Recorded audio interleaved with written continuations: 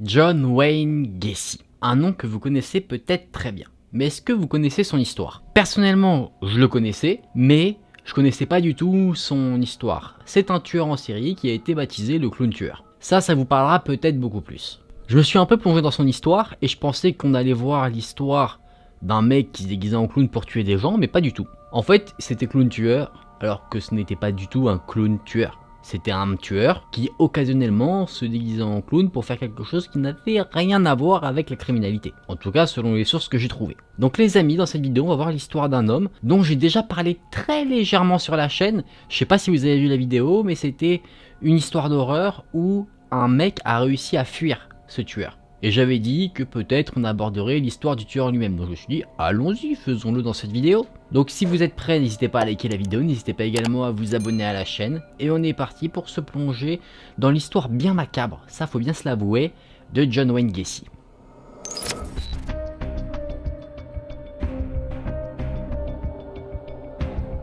John Wayne Gacy, comme beaucoup de tueurs, n'a pas eu une enfance des plus heureuses. Il n'était pas enfant unique, mais ses parents avaient deux mentalités très différentes. Sa mère était vraiment très gentille, elle l'adorait et lui il l'adorait en retour, mais son père, lui, c'était quelqu'un de très violent qui était très porté sur la boisson. Il avait pour habitude de battre ses enfants, et la mère, elle, qui se faisait battre également, ne restait pas sans rien faire par rapport à tout ça.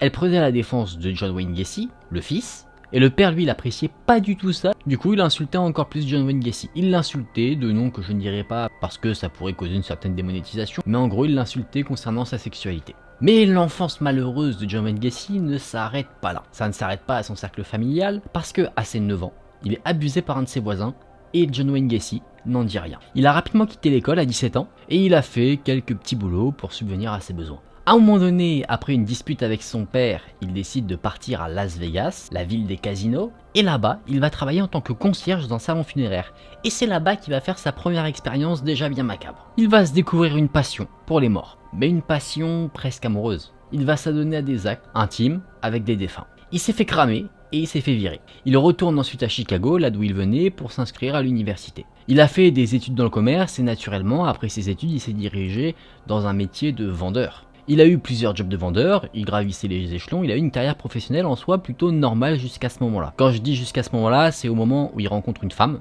qui était une de ses collègues, qu'il va épouser. Et le père de cette femme, lui, il était gérant de 3 restaurants bien connus, il avait 3 franchises de KFC. Donc la prochaine fois que vous irez manger du poulet au KFC, vous penserez à lui. La vie de John Wayne Gacy évolue encore, il a des enfants, il gagne un peu d'argent, du coup il devient un peu un notable de la ville où il vit. La ville de Waterloo dans l'Iowa. Il s'investit dans la vie de la ville. Par exemple, il fait partie d'une association de commerçants qui patrouille la nuit pour éviter qu'il y ait des dégradations sur les commerces faisant partie de l'association. Il se déguise également en clown pour amuser les enfants, d'où son nom de clown tueur. Mais en 1968, petit tournant dans sa vie. Il est accusé d'abus de la part d'un de ses jeunes employés de KFC. Il prend 10 ans de prison. Lui, il dit que c'est totalement faux, que c'est un complot pour le faire tomber, parce que c'est quelqu'un de reconnu, du coup il dit que tout ça n'est que des mensonges.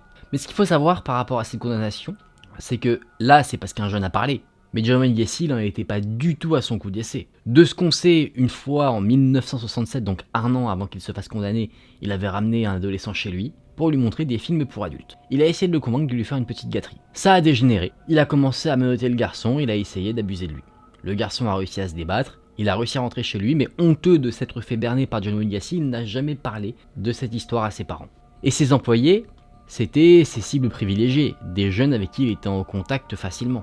Par exemple, Edward Lynch, un de ses employés, s'est retrouvé attaché, et John Wayne Gacy l'a étranglé jusqu'à ce qu'il devienne inconscient, il a abusé de lui. Après ça, John Wayne Gacy l'a viré, et Edward Lynch, lui, il allait se plaindre à la police. Sauf que John Wayne Gacy, il a dit que il avait balancé ça comme ça à la police parce qu'il avait juste les boules de s'être fait virer. On voit que John Wayne Gacy c'est quand même un mec assez intelligent, mais d'un point de vue malsain, tu vois, genre il sait comment, on va dire, rebondir sur ses pattes à chaque fois. Non, rebondir sur ses pattes ça veut rien dire. Il sait comment retomber sur ses pattes à chaque fois. Il y a eu Donald Voorhees, un adolescent de 15 ans qui a dû faire une gâterie à John Wayne Gacy, et John Wayne Gacy a réussi à acheter son silence avec de l'argent. Et le truc c'est que autant d'actes infâmes qui ont été commis par cet homme, bah ça reste pas, comment dire, invisible. Il y a des rumeurs qui ont commencé à se lancer sur John Wayne Gacy, quasiment tout le monde savait ce qu'il faisait, mais ses amis proches, eux, refusaient de croire ces rumeurs. Et ensuite, du coup, oui, en 1968, il a été condamné à un moment donné pour ce qu'il avait fait. Il n'avait que 26 ans quand il a été condamné, et du coup, naturellement, une peine de prison, bah, ça a tendance à détruire un peu ce que tu as pu construire. Par exemple, sa femme a retrouvé chez elle, en tout cas au domicile où ils vivaient tous les deux, des magazines pour adultes, mais qui mettaient en scène des hommes. Donc elle s'est dit, mon mari il est pas à 100% attiré par les femmes, et elle a rapidement obtenu le divorce. En prison, John Wayne Gacy, il se comportait plutôt bien. Après, il était, comme je vous l'ai dit, intelligent. Il se disait, je vais pas être violent, je vais pas être chelou, je vais faire ce qu'on me dit. Comme ça, il pourrait sortir plus rapidement de prison. Mais il a quand même mis en place une stratégie dans la prison, c'est continuer un peu de clamer son innocence en exprimant son mépris pour les hommes qui aimaient des hommes. Comme ça, lui, il ne passait pas pour un homme qui aurait pu faire ce dont on l'accuse. Je sais pas si vous voyez ce que je veux dire. En gros, on est à une époque quand même qui date de quelques années, donc les mentalités ne sont pas les mêmes qu'aujourd'hui. Quelqu'un qui aime les hommes, à cette époque-là, c'était assez mal vu, alors qu'aujourd'hui les mentalités ont plutôt évolué, et maintenant on accepte beaucoup plus facilement les orientations de chacun. Même si, je sais, il y a toujours parfois quelques petites dérives. Mais là pour le moment, on n'a que des abus, on a des agressions. On n'a pas ce qui pourrait qualifier John Wayne Gacy de clown tueur, le meurtre. Et c'est justement en 1972 qu'il va réaliser son premier meurtre. Et là où il va commencer, ce sera avec des victimes de son entourage. Vous savez, lui, il gère ses fameux restaurants, du coup, il peut facilement proposer des emplois aux jeunes qui en recherchent. Du coup, ce qu'il fait, c'est qu'il recrute des jeunes, et une fois, à un moment donné, qu'il se retrouve seul dans un des restaurants avec eux, il les menotte, il les rend inconscients, et il abuse d'eux. Et après ça, il les tue. Alors, lors des événements que je viens de vous dire, c'est pas forcément l'ordre dans lequel ça se passe toujours. Parfois, en les rendant inconscients, il les tue, du coup, il abuse d'eux une fois que les personnes sont mortes. Vous voyez, il a toujours cette passion pour les défunts qu'il avait développée dans sa jeunesse. Bien sûr, il s'amuse à les torturer. Il utilise par exemple des cartes de poker enflammées, avec lesquelles il brûle ses victimes. Il prend une bougie, il l'allume, et vous savez, quand on allume une bougie, il y a de la cire qui tombe, et la cire elle est brûlante. Bah, il s'amuse à faire couler cette cire sur le corps de ses victimes qui sont encore vivantes. Il s'amuse à les noyer dans sa baignoire.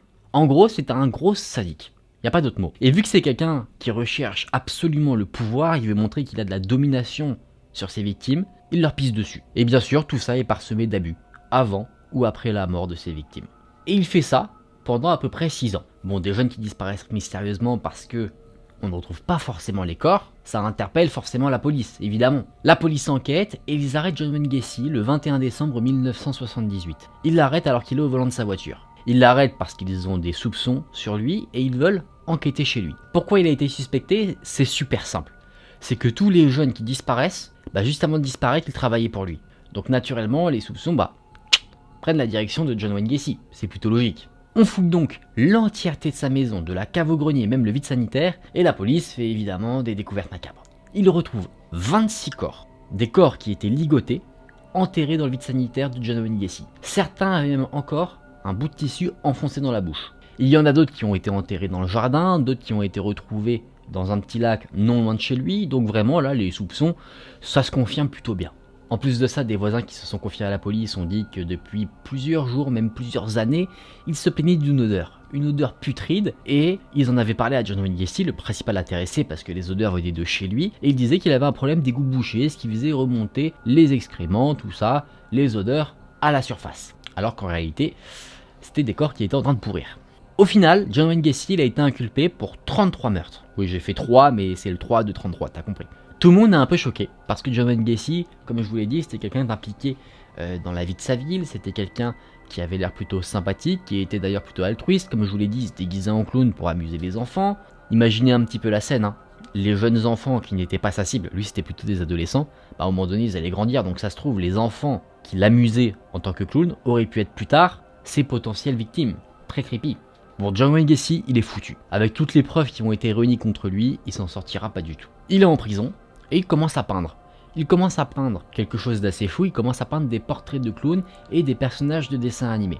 Et il fait exposer ses œuvres, si on peut dire ça comme ça, dans des galeries d'art, il y en a même qui sont vendues. Il a un agent artistique qui s'occupe justement de la gestion de toutes ces œuvres d'art, si on peut appeler ça comme ça, et tu pouvais, si tu le souhaitais, envoyer une photo de toi et John Wayne Gacy allait te peindre en clown tueur. Le fameux agent artistique fait également quelque chose, vraiment ça c'est horrible, c'est qu'il met aux enchères, il propose de vendre des objets ayant appartenu à John Wayne Gacy Alors le nom précis c'est Murderabilia. Un Murderabilia en fait c'est une sorte de valise qui regroupe plein d'objets ayant appartenu à un tueur. Vous savez, certains tueurs aiment bien garder des souvenirs de leur meurtre. Ils peuvent prendre des vêtements de leurs victimes, ils peuvent prendre des objets leur ayant appartenu, enfin en gros c'est plein de trucs qui sont associés à leur meurtre et vu qu'ils aiment bien avoir ces souvenirs, bah ils les gardent avec eux, un peu comme un petit musée.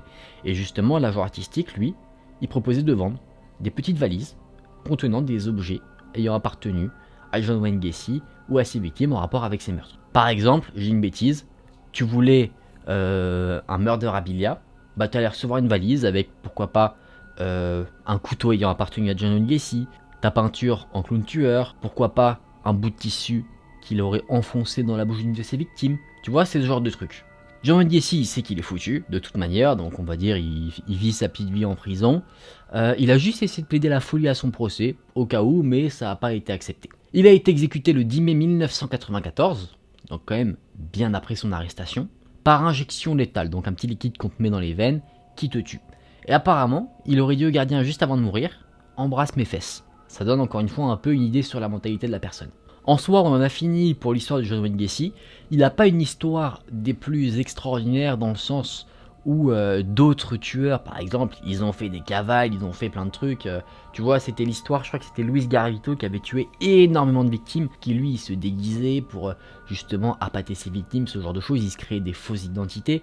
Tu vois, John Wayne Gacy, lui, c'était droit au but. Il faisait ses meurtres, il a été arrêté, fin de l'histoire. Il en a fait beaucoup, en 6 ans, 33 quand même. J'ai fait le petit calcul, ça reviendrait à tuer 5 personnes par an, à peu près, en moyenne. Après, tu sais pas s'il en a tué une année 2, une année 6, tu sais pas du tout. Mais en tout cas, c'est une histoire que je trouvais assez intéressante, que je voulais vous raconter parce que je l'avais déjà un peu abordée sur la chaîne. Apparemment, alors ça c'est plutôt pour moi de la théorie que quelque chose de vrai, ce tueur-là aurait plus ou moins inspiré le clown de ça. Vous savez, le clown tueur dans le film et dans le livre de Stephen King. Moi perso, j'y crois pas trop parce que, bah, en tant que clown, il a tué personne. Tu vois, clown c'était juste un hobby qu'il avait, mais il tuait pas déguisé en clown, tu vois. Je trouve que le fait de l'appeler le clown tueur, c'est plus pour rajouter du creepy, tu vois, parce que tu te dis un clown tueur, c'est quand même, on va dire, d'un point de vue publicité, marketing, ça pète plus que John Wayne Gacy, tu vois.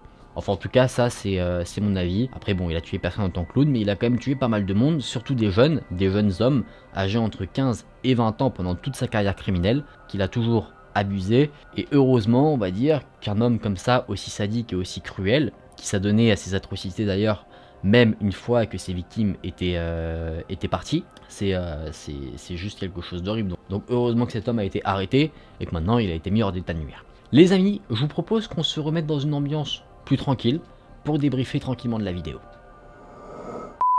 Alors, vous avez pensé quoi de cette histoire? Dites-moi en commentaire si vous la connaissiez. Moi je trouve que c'est une histoire, bah les histoires de tueurs naturellement c'est toujours intéressant, après on en a fait déjà plusieurs sur la chaîne. Et ce que je trouve toujours fascinant c'est de voir à quel point, après bon il y a eu des études par rapport à ça, hein, mais bah il y a des points communs entre ces tueurs.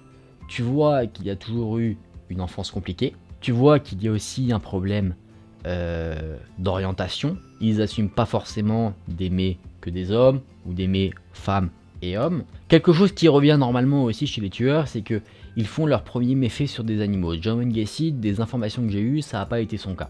Néanmoins, il a eu des relations tendues avec son père, qui le battait, et tu vois qu'il a reproduit aussi en quelque sorte ce fameux schéma, le schéma qu'il a eu pendant son enfance, c'est-à-dire être battu et être abusé, avec ses victimes. Après, si je devais donner mon avis sur ce tueur, compléter un petit peu l'étude, si on peut dire ça comme ça, c'était pas un tueur, je pense, très organisé, très méthodique, parce qu'il avait certes son mode opératoire, qui a toujours été les mêmes, mais justement, c'est ça qui l'a trahi, c'est que ses victimes étaient toujours des personnes qui ont travaillé pour lui, sur la fin de leur vie.